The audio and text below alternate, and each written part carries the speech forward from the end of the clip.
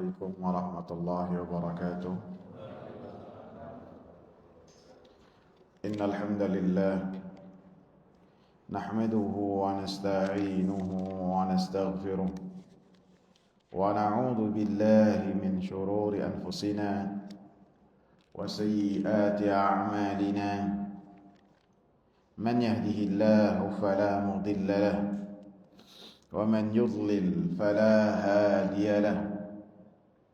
أشهد أن لا إله إلا الله وأشهد أن محمدا عبده ورسوله. اللهم صل وسلم وبارك على نبينا محمد وعلى آله وصحبه ومن اتبع بهداه إلى يوم القيامة وبعد. اللهم إنا نسألك علما نافعا ورزقا طيبا وعملا متقبلا. Hadirin jamaah salat subuh yang saya hormati, kita lanjutkan pembahasan kita mengenai surat Al-Kahfi. Ayat per ayat kita bahas. Kita sampai ke ayat yang ke-19. Allah Subhanahu wa ta'ala katakan, wa kadzalika ba'athnahum liyatasaalu bainahum qala qailun minhum kam labithtum qalu labithna yawman aw ba'da yawm qalu rabbukum a'lamu bima labithtum fab'athu ahadakum biwarikikum hadhihi ila al-madinati falyanzur ayyuha azka ta'aman falyatikum birizqin minhu walyatalattaf wala yush'iranna bikum ahada. Dan demikianlah kami bangkitkan mereka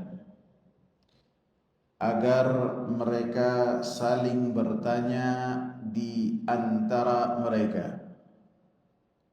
Salah seorang di antara mereka berkata, kam labithtum, berapa lama kita berada di sini? Berapa lama kalian berada di sini? Qalu labithna yawman aw ba'da yawm. Kita berada di sini sehari ataupun setengah hari. Maka mereka pun berkata, Rabbukum a'lamu bima labithtum. Rabb kalian lebih mengetahui berapa lama kalian berada di sini. Fab'athu ahadakum biwarikikum hadhihi ila al-Madinah. Maka utuslah salah seorang di antara kalian agar pergi menuju kota dengan membawa uang perak ini. Falyanzur ayyuha azka. Maka hendaklah dia lihat manakah makanan yang lebih baik. Falyatikum birizqin minhu. Dan bawalah sebagian makanan itu untuk kita. Walyatalattaf wala yush'iranna bikum ahada. Dan hendaklah dia berlaku lemah lembut dan jangan sekali-kali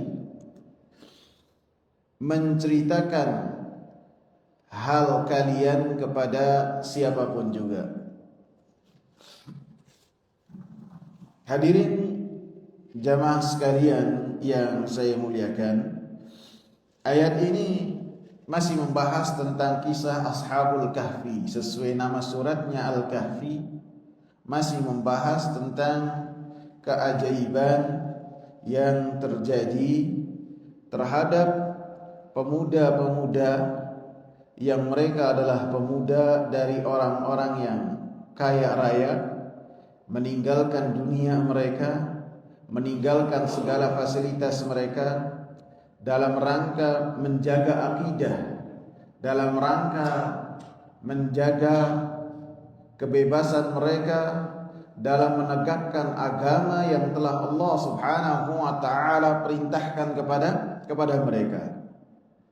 Kemudian 7 orang ini seperti yang sudah kita sebutkan melarikan diri menuju gua untuk mereka berlindung dari kezaliman penguasa dan kaum mereka, karena kaum mereka melakukan kesyirikan kepada Allah Subhanahu wa taala, dan 7 pemuda ini menyelisihi terhadap apa yang mereka lakukan.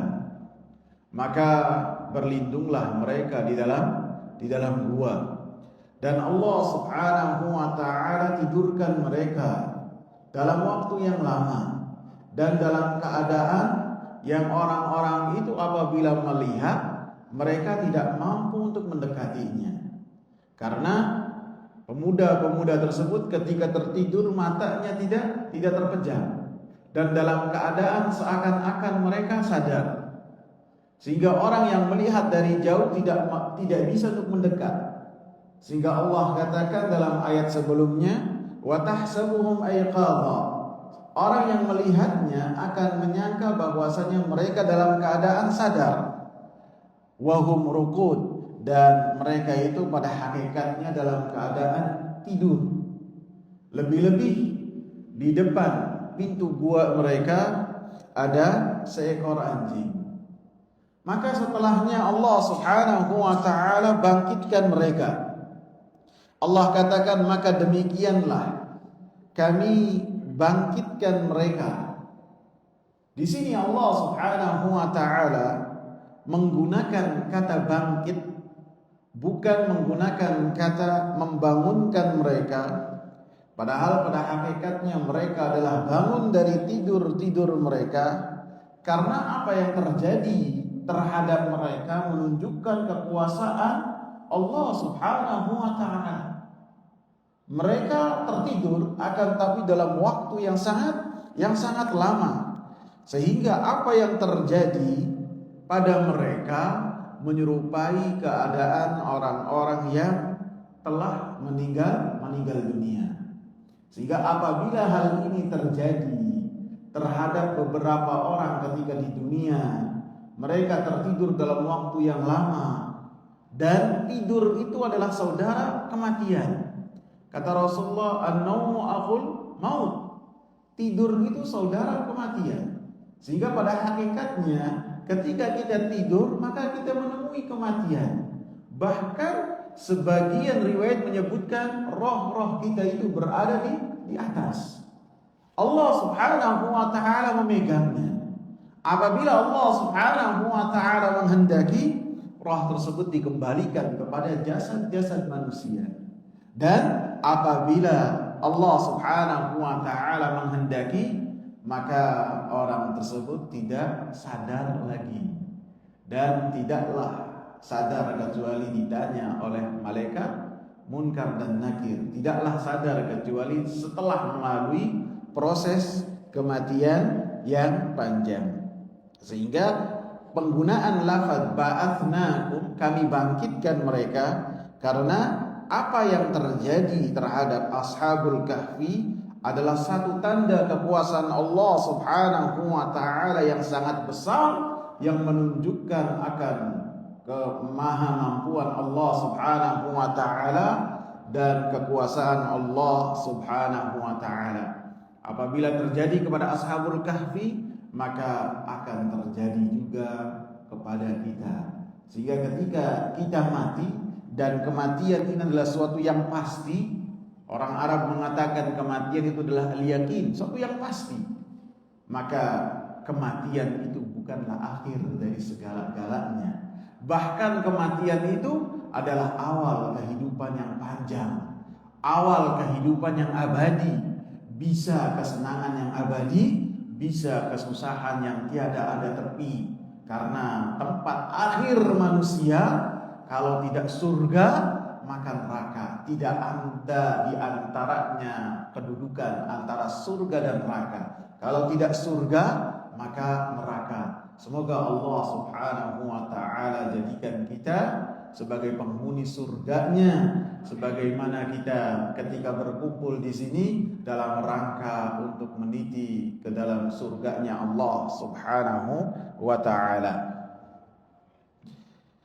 Kemudian di dalam ayat ini Allah Subhanahu wa taala sebutkan, Allah Subhanahu wa taala bangkitkan mereka liyatasaalu, agar mereka saling bertanya di antara mereka. Apa yang terjadi di antara mereka?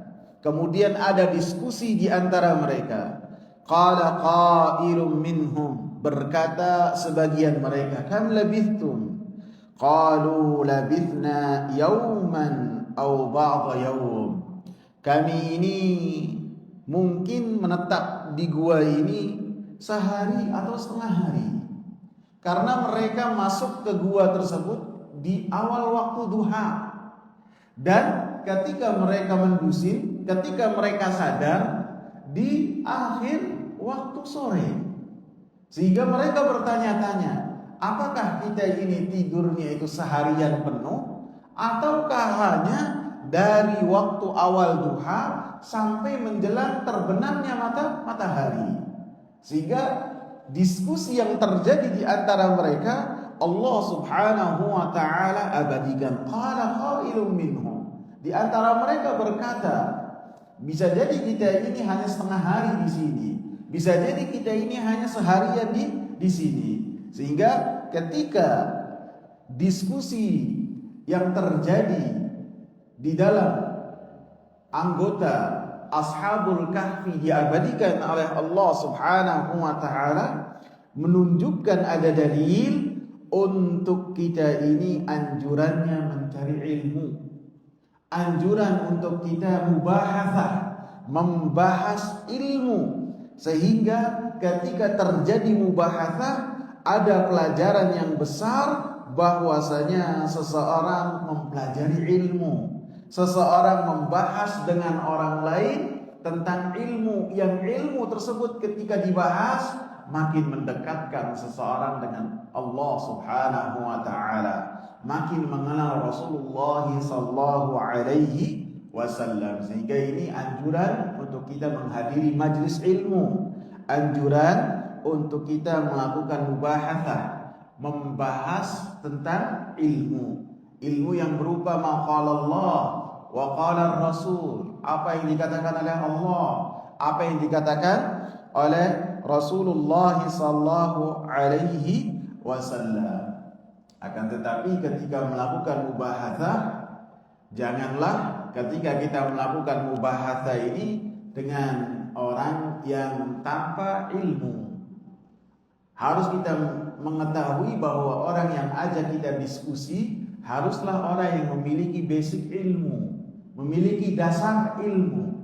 Sehingga ketika kita melakukan mubahatsah dengan orang yang berilmu, lebih-lebih ahli ilmu, maka akan makin bertambah ilmu kita, makin kita mengenal Allah Subhanahu wa ta'ala. Sehingga para al-imam terdahulu mereka melakukan anjuran yang sangat besar sekali supaya kita banyak-banyak untuk mubahatsah ilmu. Dikatakan oleh Imam Nawawi rahimahullah, mudzakaratu hadzikin bil ilmi afdalu min mudzakarati darsi sanah.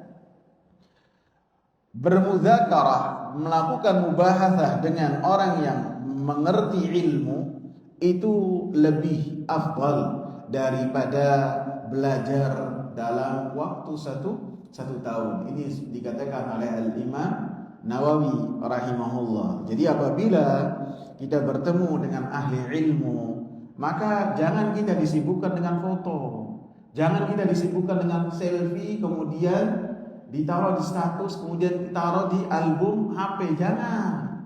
Akan tapi ketika kita bertemu dengan ahli ilmu, kita bertanya, kita mubahathah. Dengannya kita makin mengenal Allah Subhanahu wa taala. Dengannya kita makin mengagungkan Allah Subhanahu wa taala, bukan mengagungkan ahli ilmu tadi. Sehingga ketika kita bertemu makin bertambah pengetahuan kita dan bekal kita menuju Allah Subhanahu wa taala. Kemudian Allah Subhanahu wa taala menyatakan apa yang mereka katakan setelah mereka melakukan mubahatsah, dan ketika membahas ilmu haruslah dengan ahli ilmu, bukan orang yang ketika melakukan mubahatsah hanya ingin debat kusir saja. Allah katakan yang berkaitan dengan Ashabul Kahfi, qalu rabbukum a'lamu bima labithum. Rabb kalian lebih mengetahui berapa lama kalian berada di dalam gua ini. Sehingga dalam potongan ayat ini Ashabul Kahfi, pemuda-pemudanya, mereka melimpahkan pengetahuan yang berkaitan dengan berapa lama mereka berada di dalam gua tersebut. Mereka limpahkan kepada Allah Subhanahu wa ta'ala. Apakah sehari, apakah 2 hari, atau hanya setengah hari saja. Karena mereka tidak mengetahui bilangan tersebut berapa lama, maka mereka serahkan kepada Allah Subhanahu wa ta'ala. Sehingga dalam potongan ayat ini ada pelajaran yang harus kita perhatikan, bahwasanya seseorang ketika membahas tentang al-ilmu, tentang Al-Quran dengan As-Sunnah, ketika membahasnya, maka bukanlah orang yang pandai itu ketika orang yang pintar bersilat lidah, bukan. Akan tetapi mereka yang takut kepada Allah Subhanahu wa ta'ala. Sehingga Allah puji, innama yakhsyallaha min ibadihil ulama. Orang-orang yang hanyalah takut kepada Allah Subhanahu wa ta'ala dengan takut yang terpuji hanyalah ulama. Orang-orang yang mengenal Allah, orang-orang yang mengetahui Allah, orang-orang yang mengagungkan Allah Subhanahu wa ta'ala. Sehingga rasa takut yang ada di dalam hati mereka yang bersumber dari Al-Quran dan As-Sunnah menjadikan mereka senantiasa beramal dengan amal saleh, dan senantiasa mereka takut apabila berkata atas nama Allah Subhanahu wa ta'ala sesuatu yang tidak dikatakan oleh Allah Subhanahu wa ta'ala. Sehingga adab dari orang-orang yang berdiskusi apabila tidak mengetahui perkara yang mereka bahas, ataupun mereka ragu-ragu terhadap apa yang mereka bahas, maka mereka kembalikan ilmunya kepada Allah Subhanahu wa ta'ala, seperti yang dilakukan oleh Ashabul Kahfi. Rabbukum a'lamu bima labithum. Atau kalau kita bisa mengatakannya, Allahu a'lam, hanya Allah Subhanahu wa ta'ala yang tahu. Sehingga pelajaran buat siapa saja apabila membahas tentang ilmu, ditanya, kemudian diminta untuk memberikan pernyataan yang berkaitan dengan permasalahan-permasalahan, kemudian dia tidak mengetahuinya, untuk mengembalikan hal tersebut kepada Allah Subhanahu wa ta'ala dengan mengatakan saya tidak tahu, ataupun mengatakan Allahu a'lam. Dan ini adalah adab bagi penuntut ilmu. Apabila malaikat-malaikat saja ketika diperintahkan oleh Allah Subhanahu wa ta'ala untuk mengabarkan tentang beberapa hal, ketika Allah Subhanahu wa ta'ala abadikan kisah tersebut dalam awal-awal surat Al-Baqarah, maka para malaikat mengatakan, Ayat keberapa tuh? Ayat ketika Allah Subhanahu wa taala katakan, qala anbi'uni bi asma'i haula'i in kuntum shadiqin. Kabarkanlah kepadaku wahai para malaikat dengan nama-nama mereka. Jika kalian benar, maka malaikat-malaikat yang dekat dengan Allah Subhanahu wa taala mengatakan, subhanak, maha suci engkau ya Allah. La ilma lana, kami itu tidak mengetahui tentang hal tersebut. Kami tidaklah memiliki ilmu kecuali apa yang telah engkau ajarkan kepada kami. Malaikat mengatakan subhanak, saya tidak tahu, kami tidak tahu. Maka kita harus lebih membiasakan diri di dalam perkara-perkara agama untuk kita mengatakan la adri, saya tidak tahu. Apabila di dalam permasalahan dunia, ketika seseorang tidak tahu kemudian merasa tahu, dan ini adalah di dalamnya ada celaan yang besar, lebih-lebih yang berkaitan dengan permasalahan keselamatan seseorang di akhirat. Kalau ada orang lagi benerin motor, kemudian saya tidak ada pengetahuan sedikit pun tentang bengkel, kemudian saya datang, kemudian saya bilang biar saya beresin Pak, atau saya memberikan arahan, coba ininya ditarik, ininya dikencengin, ini dikendorin, padahal saya tidak tahu apa-apa. Motornya makin rusak apa makin benar? Makin rusak. Ini permasalahan agama. Ketika ada orang yang mengeluhkan, saya sakit ini, saya sakit ini, saya sakit ini, saya tidak ada latar belakang sedikit pun yang berkaitan dengan medis, bukan ahli herbal juga. Kemudian saya bilang ke dia, coba makan ini, minum obat ini, makan ini. Saya tidak tahu apa-apa. Apakah orang ini makin parah sakitnya atau tidak? Makin parah. Ini yang berkaitan dengan dunia, lebih-lebih yang berkaitan dengan perkara-perkara akhirat.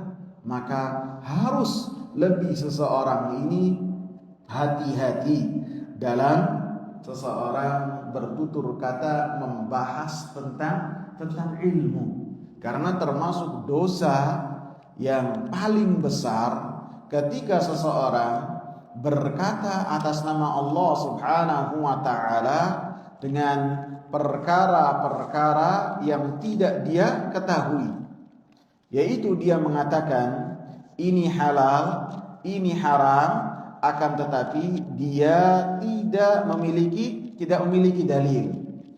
Allah Subhanahu wa taala katakan dalam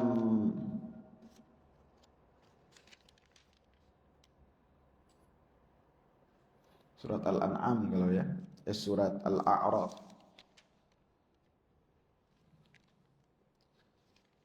Dalam surat Al-A'raf Allah Subhanahu wa taala katakan tentang dosa-dosa yang sangat besar. Allah Subhanahu wa taala sebutkan dosa-dosa tersebut dari yang paling ringan kemudian ke dosa yang paling besar. Surat Al-A'raf ayat ke-33. Qul innama harrama rabbiyal fawahisha ma dhahara minha wa ma batan wal ithma wal baghya bighairil haqqi wa an tusyriku billahi ma lam yunazzil bihi sultana wa an taqulu 'ala Allahi ma la ta'lamun. Kata Allah Subhanahu wa taala, katakanlah wahai Nabi Muhammad, sesungguhnya Rabbku hanyalah mengharamkan segala perbuatan keji, baik yang nampak ataupun tidak nampak. Ini dosa-dosa besar, Allah sebutkan dari yang paling ringan dosa besar tersebut. Wal baghya bighairil haqq wal ithma wal baghya bighairil haqq. Yang kedua dan yang ketiga, perbuatan dosa dan perbuatan zalim tanpa kebenaran. Yang keempat, dosa yang lebih besar lagi, wa an tusyriku billahi ma lam yunazzil bihi sultana.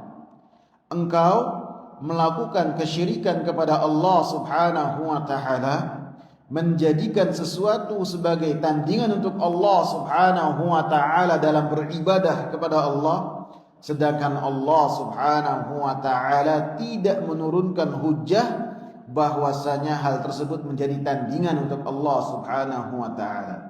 Dan dosa yang paling besar adalah wa an taqulu 'alallahi ma la ta'lamun. Kamu membicarakan tentang Allah Subhanahu wa taala atas dasar apa yang kamu tidak ketahui. Kamu mengatakan ini haram, padahal kamu tidak memiliki dalil bahwasanya hal tersebut adalah perkara yang halal, perkara yang haram. Ini halal, padahal kamu tidak mengetahui bahwasanya hal tersebut ini adalah hal yang halal. Harus berlandaskan dengan dalil. Sehingga ini termasuk dosa yang bisa jadi dianggap kecil oleh manusia, akan tetapi ini adalah perkara yang sangat besar sekali. Sehingga dikatakan yaqulul insanu la a'lam, hendaklah seseorang di dalam perkara-perkara yang tidak dia ketahui untuk membiasakan mengatakan saya tidak mengetahuinya. Fa inna la a'lam, karena perkataan saya tidak mengetahui nisful ilmi, setengah dari ilmu. Dan berkata juga ahli ilm, man jahila la a'lam usibat maqatiluhu. Siapa yang dia tidak pernah mengenal sama sekali ucapan saya tidak mengetahui, maka dia akan binasa. Karena setiap apa yang kita katakan sekarang akan kita pertanggungjawabkan di hadapan Allah Subhanahu wa taala. Mau perkataannya baik, mau perkataannya jelek, nanti kita akan membawa catatan perbuatan dan perkataan kita di hadapan Allah Subhanahu wa taala.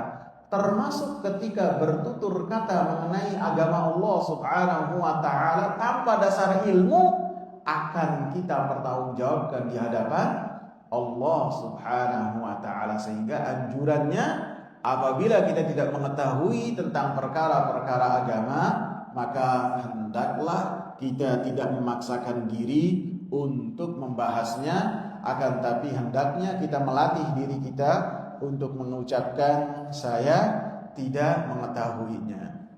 Di dalam Al-Qur'anul Karim banyak ayat yang diawali dengan yas'alunaka. Mereka bertanya kepadamu wahai Nabi Muhammad. Mereka bertanya kepadamu. Ayat-ayat yang demikian mungkin bilangannya antara 11 sampai 12 ayat. Ayat-ayat yang demikian menunjukkan bahwasanya Nabi Muhammad SAW ditanya oleh para sahabat ataupun orang-orang yang di sekitarnya, akan tetapi Nabi SAW tidak mengetahui jawabannya. Ketika Nabi tidak mengetahui jawabannya, maka Nabi tidak memberikan analisa. Menurut saya dalam perkara ini tidak. Akan tetapi ketika hal ini ditanyakan kepada Nabi, kemudian Nabi tidak mengetahuinya, menunggu wahyu dari Allah Subhanahu wa taala. Kemudian Allah Subhanahu wa taala katakan yas'alunaka. Termasuk ketika orang-orang Yahudi membisikkan kepada orang-orang kafir Quraisy untuk menanyakan kepada Nabi sallallahu alaihi wasallam tentang 3 hal seperti yang kita bahas dalam muqaddimah surat Al-Kahfi. Menanyakan kepada Muhammad ini, apabila mengetahui semuanya dia bukan nabi. Apabila tidak mengetahui semuanya dia bukan nabi. Maka ketika ditanyakan kepada Nabi, maka Nabi menjawab 2 hal dan tidak menjawab satu hal tentang ruh, tentang seseorang yang mengitari bumi Dzulqarnain, dan tentang Ashabul Kahfi. Ditanyakan kepada Nabi Muhammad, maka Nabi Muhammad sallallahu alaihi wasallam mengatakan besok akan saya kabarkan. Tidak tahunya Allah menahan wahyu selama 15 hari supaya memberi pelajaran kepada Nabi apabila ingin menjanjikan sesuatu supaya diikat dengan kehendak Allah dengan mengucapkan apa? Insya Allah. Ini teguran kepada Nabi. Apabila Nabi saja tegur untuk mengucapkan insya Allah, maka kita harus mengucapkan insya Allah. Walaupun perkara-perkara yang udah di depan mata kita. Pak mau pulang? Iya. Padahal motor sudah nyala. Mau pulang? Insya Allah. Jawab insya Allah. Yuk bareng. Ayo insya Allah. Yuk bareng. Gitu. Jangan takut nanti dibilangnya, nanti dikasih julukan fulan insya Allah. Jangan takut, karena ini telah dianjurkan oleh Allah Subhanahu wa taala kepada Nabi Muhammad sallallahu alaihi wasallam. Begitu juga Imam Malik rahimahullah. Ketika ada seseorang yang telah melakukan perjalanan jauh untuk bertemu dengan Imam Malik di kota Madinah, kemudian bertanya kepada Imam Malik beberapa hal, maka Imam Malik lebih dari 30 pertanyaan yang ditanyakan, Al-Imam Malik menjawabnya la adri, saya tidak tahu. La adri, saya tidak tahu. La adri. Orang bingung, ini siapa yang saya tanyain? Jangan-jangan Malik yang lain kali. Malik yang sebagai imam ini belum saya dapatin. Ditanya lagi apa? Saya nggak tahu. Ditanya lagi saya tidak tahu. Padahal sekelas Imam Malik. Bisa jadi Imam Malik sangatlah mengetahui tentang perbedaan para ulama di dalam permasalahan yang dia tanyakan, yang dia ditanya dengannya, maka beliau menjawabnya la adri, saya tidak tahu. Karena apabila dijabarkan orang itu makin bingung. Umar bin Khattab radhiyallahu anhu, apabila ada satu permasalahan yang permasalahan itu baru baginya, maka beliau mengumpulkan sahabat-sahabat senior, sahabat-sahabat yang dulu ikut perang Badar dikumpulkan, sahabat-sahabat yang dia ini menurut Umar bin Khattab unggul dalam ilmu seperti Abdullah bin Abbas, walaupun masih remaja dikumpulkan.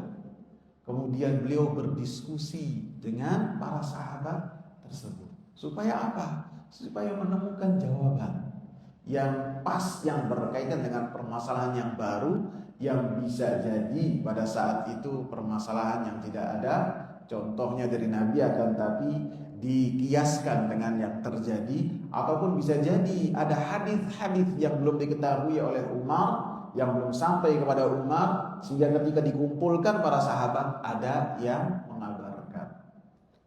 Dan para sahabat ridwanullahi alaihim ketika ada pertanyaan masuk kepada mereka dan mereka berkumpul, mereka tidak berlomba-lomba untuk menjawabnya. Kalau kita kan kadang dalam satu majelis ada yang tanya, nih ada nih pertanyaan ini, hampir semuanya berlomba-lomba untuk menjawab. Menurut saya seharusnya bahkan terkadang menggunakan dalil kata Ustadz Fulan, kata Ustadz Fulan, kata Ustadz Fulan.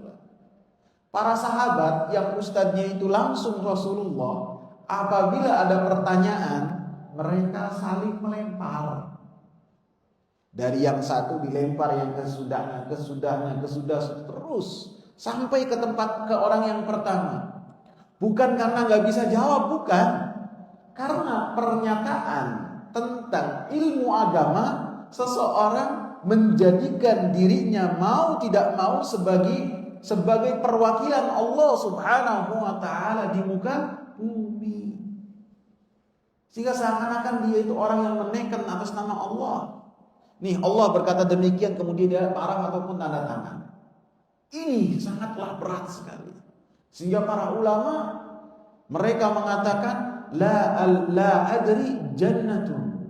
La adri itu perkataan saya tidak tahu itu surga. Kalau kita kan gengsi, saya tidak tahu gengsi enggak. Para ulama mengatakan jannah, surga. Ada lagi yang mengatakan junnah, perisai.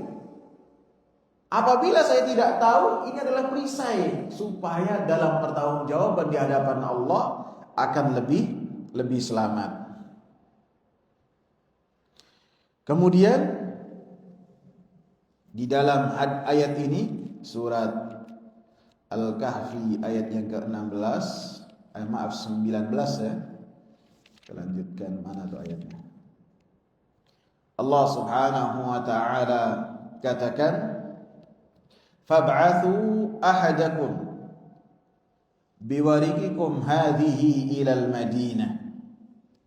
Utuslah salah seorang di antara kalian, yang mana orang ini yang diutus salah seorang di antara 7 Ashabul Kahfi, untuk melaksanakan satu keperluan, yang keperluan tersebut mereka katakan dalam potongan ayat sesudahnya, biwarikikum hadhihi ilal Madinah, dengan mata uang menuju kota Madinah supaya mereka membawa makanan untuk mereka. Maka dalam potongan ayat ini menunjukkan bolehnya untuk seseorang mewakilkan dalam jual ataupun beli. Dibolehkan selama orang yang diwakilkan itu adalah orang yang terpercaya. Bisa terpercaya dengan surat-suratnya, misalnya kita memberikan kuasa kepadanya, ataupun bisa juga dengan kita memberikan uang kepadanya untuk dia membelikan untuk kita hajat yang kita perlukan, seperti yang tercantum dalam ayat ini. Jadi dibolehkan. Sehingga dalam ayat ini juga ada pelajaran bahwasanya dibolehkan, atau dalam ayat ini juga ada dalil bahwasanya kita diperintahkan untuk membawa nafkah ataupun harta ketika kita melakukan perjalanan sesuai dengan kebutuhan. Sehingga ketika seseorang melakukan perjalanan apapun juga, mau dia perjalanan ibadah, perjalanan silaturahmi, perjalanan rekreasi, ketika membawa bekal, maka apa yang dia lakukan tidaklah menafikan sifat tawakal dia kepada Allah Subhanahu wa ta'ala.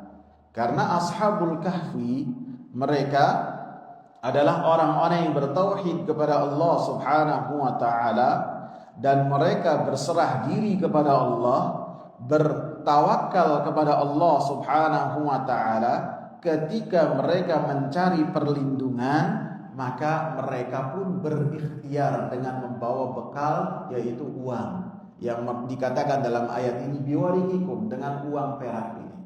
Sehingga ketika seseorang berikhtiar, maka ikhtiar tersebut adalah termasuk bentuk seseorang bertawakal kepada Allah Subhanahu wa ta'ala. Ketika seorang mengambil sebab, maka mengambil sebab itu termasuk bentuk seseorang bertawakal kepada Allah. Allah memuji orang-orang yang bertawakal. Innahu yuhibbul mutawakkilin. Innallaha yuhibbul mutawakkilin.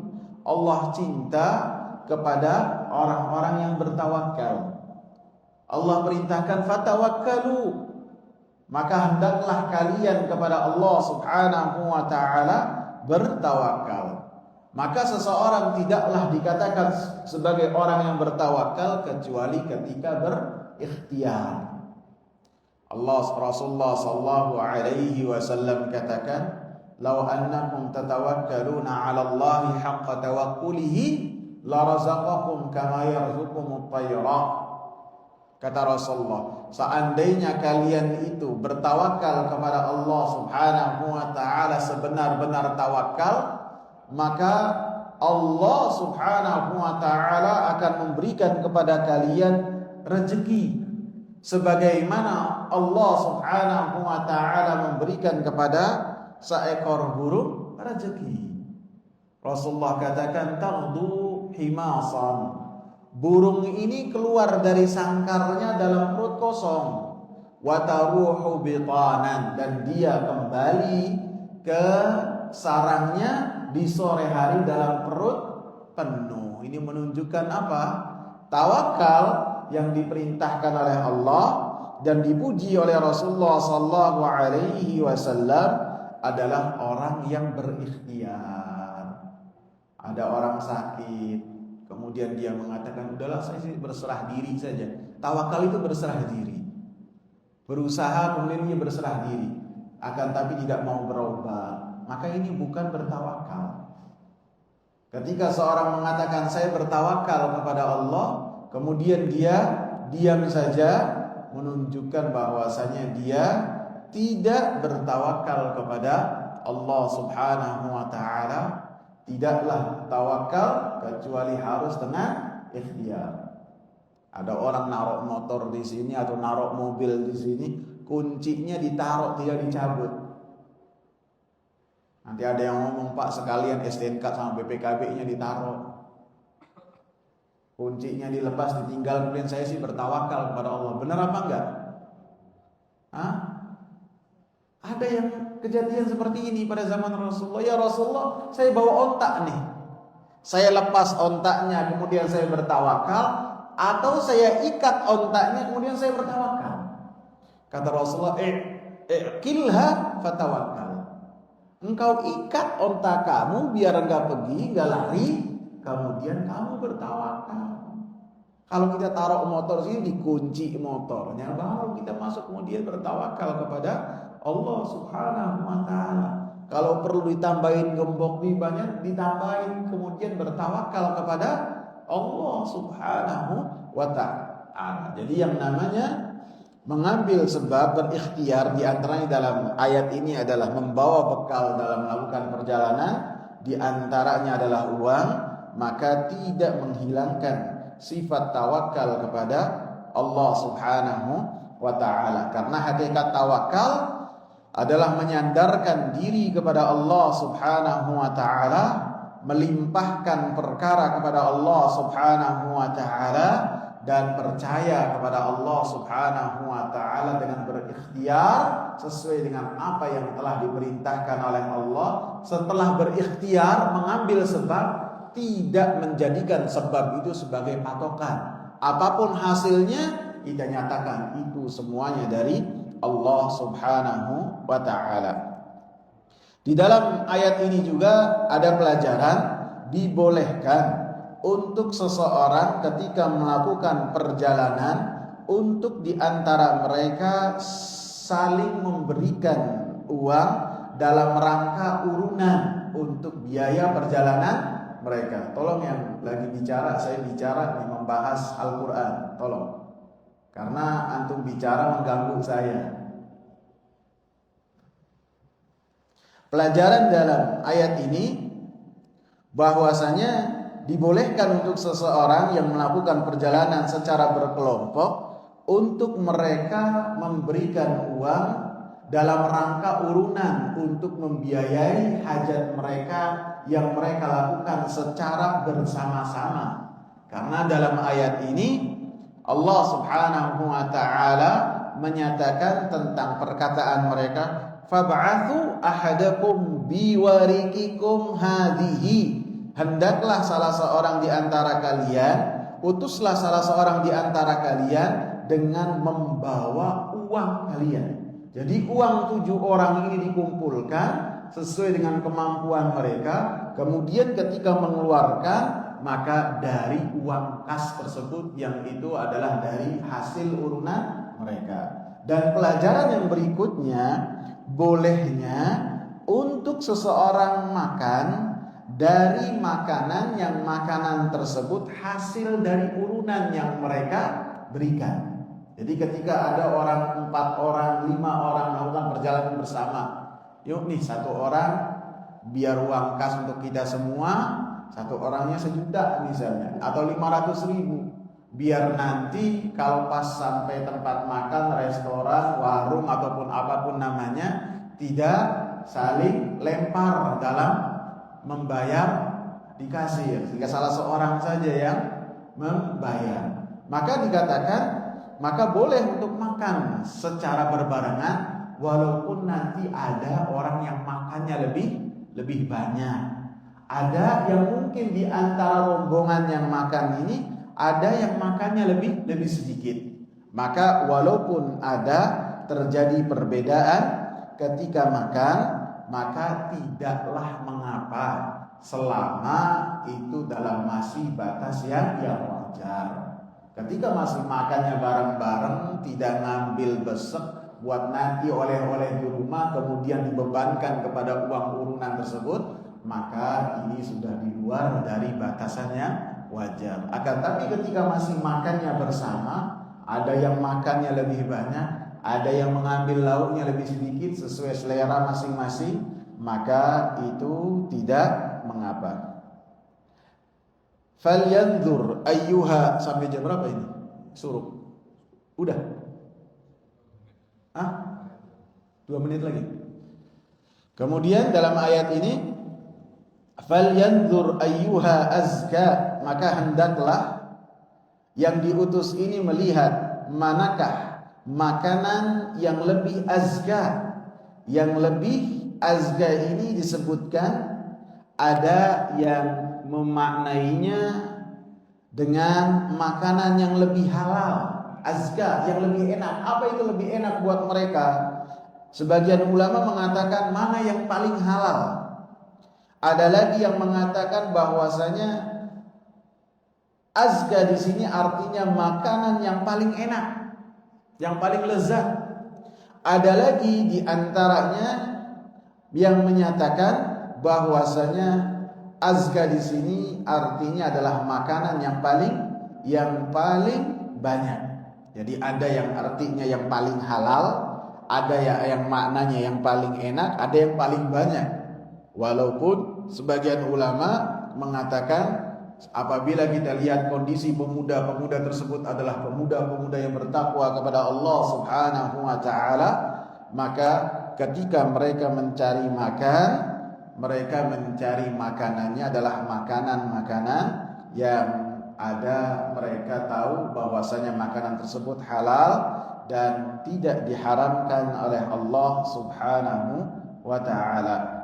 Maka dari perintah falyanzur ayyuha azka, hendaklah mencari makanan yang paling azka, maka di sini ada dalil bahwasanya ketika seseorang mencari makan, mencari bekal, maka tidaklah menafikan seseorang dari zuhud, tidaklah menafikan seseorang dari bertawakal kepada Allah Subhanahu wa taala.